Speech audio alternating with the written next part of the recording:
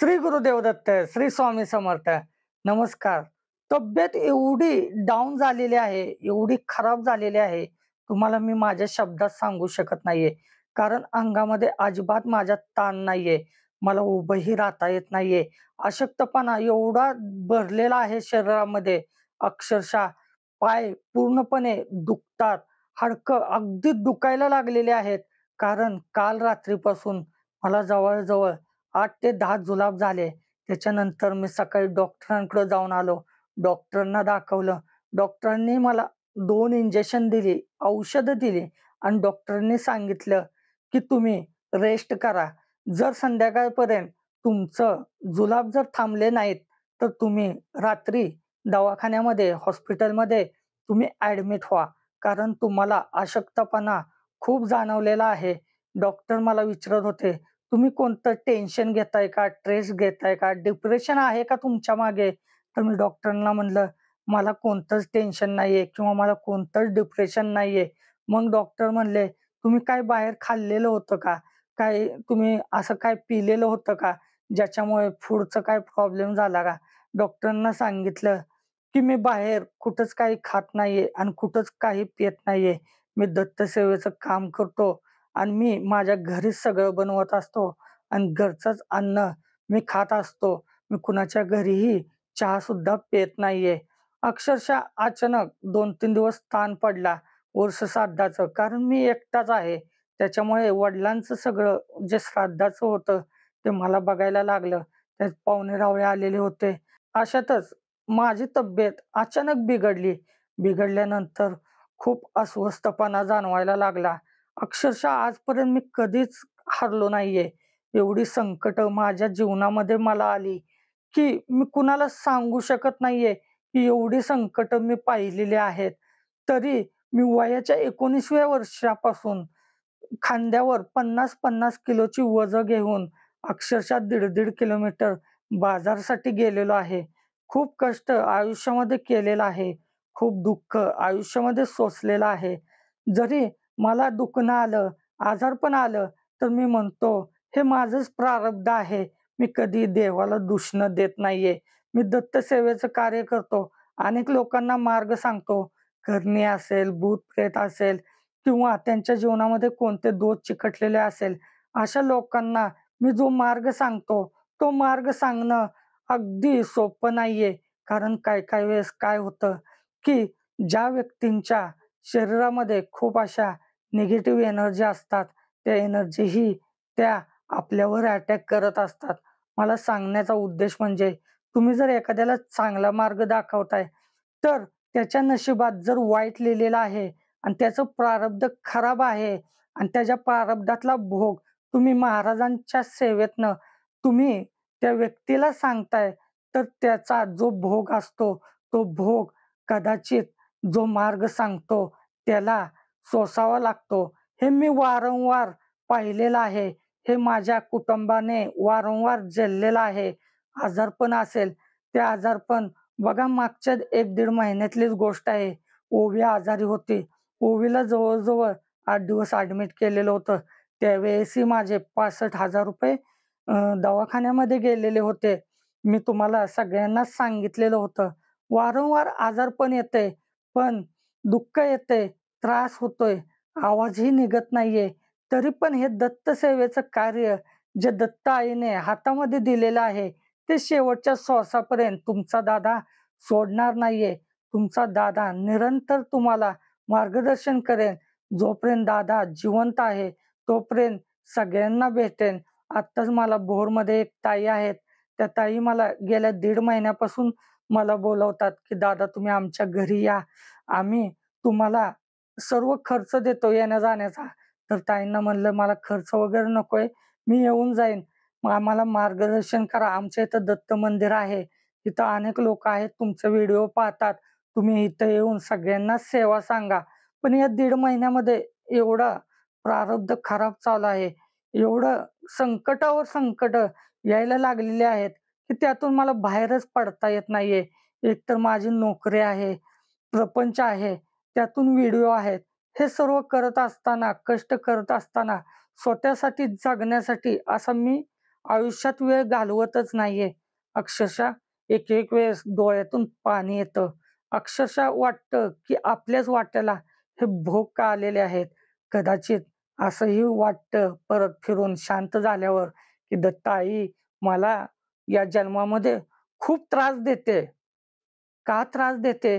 तर दत्त आईला कदाचित मला तिच्यापाशी ठेवून घ्यायचं असेल.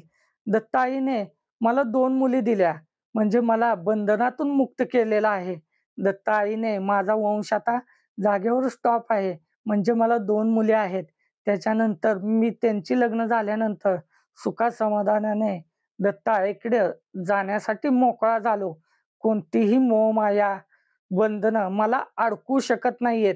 आता मी दत्त नामाचं जे कवच निर्माण केलेलं आहे किंवा दत्त नाम जे माझ्या मुखामध्ये मी ठेवलेलं आहे, त्याच्यात मी खूप असा आनंदी आहे.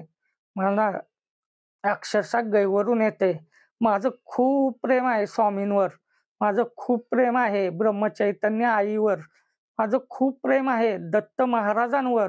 कारण त्यांनीच आजपर्यंत मला कित्येकदा मरता-मरता वाचवलं. एकदा ॲक्सिडेंट झाला. त्या ॲक्सिडेंटमध्ये सुमो गाडीने पाषाणला मी सायकलीवर कामावरून जात असताना उडवलेलं होतं. मधोमध गाडी धडकलेली होती. गाडी दिसली पण नाहीये. तो स्पॉट होता. त्या स्पॉटवर 2-3 वर्षात 4-5 लोकं मरण पावलेली होती. फक्त मला तिथं खरचटलं आणि इथं बघा तुम्हाला वन दिसत असेल, त्यावेळेस टाके पडलेले होते. ती होती नामाची ताकद. तिनं मला सावरलं. एकदा मी लहानपणी अँटिनाला चिकटलेलो होतो. त्या अँटिनाला एवढं चिकटलो, की सगळ्यांना वाटलं, की हा जाईल. पण त्यावेळेस माझ्या मुखामध्ये विठ्ठल, विठ्ठल, विठ्ठल हाच नामघोष होता. माझा चुलत भाव आहे अभिजित म्हणून. लहान आहे तो माझ्यापेक्षा 2 वर्षांनी. तो आजही सांगतो, की "दादा मला काय झालं मला समजत नाहीये. मी पळत-पळत गेलो आणि तो फ्यूज काढला." असे अनेक मला टायफॉइड झाला, कावीळ झाली, मलेरिया झाले. खूप असे मला रोग झाले, की त्याच्यातून मला दत्त आईनं वापस आणलेलं आहे. कित्येक वेळा मला तर जेवणच गेलं नाहीये. 4 महिने मागं दत्त सेवेत आल्यानंतर जुलाब व्हायचे. खाल्लेलं पचायचंच नाही. ती उलटी व्हायची, नाहीतर बाथरूममध्ये जास्तोपर्यंत टॉयलेट पूर्णपणे होऊन जायची. एवढ्या कंडिशनमध्ये माझं त्यावेळेस 25 किलो वजन कमी झालेलं होतं. ठोकेही माझे कमी व्हायला लागलेले होते. अशक्तपणा खूप होता. डॉक्टर म्हणले, "आता आपण सलाईननं कव्हर करू, नाहीतर पाहू तुमचं काय होतंय ते. नाहीतर तुम्हाला दुसरीकडे शिफ्ट करावं लागेल." पण त्यातही दत्त आईने मला सावरलं. कारण त्यावेळेस 4 महिन्यात मी निरंकार उपवास केलेले होते आणि गुरुचरित्राचे 3 पारायण मी त्या पिरियडमध्ये केलेले होते. तेही श्रवणमध्ये. मी गुरुचरित्राचे पारायण असे म्हणून करत नाहीये. मी मोबाईलवर लावतो आणि ऐकतो.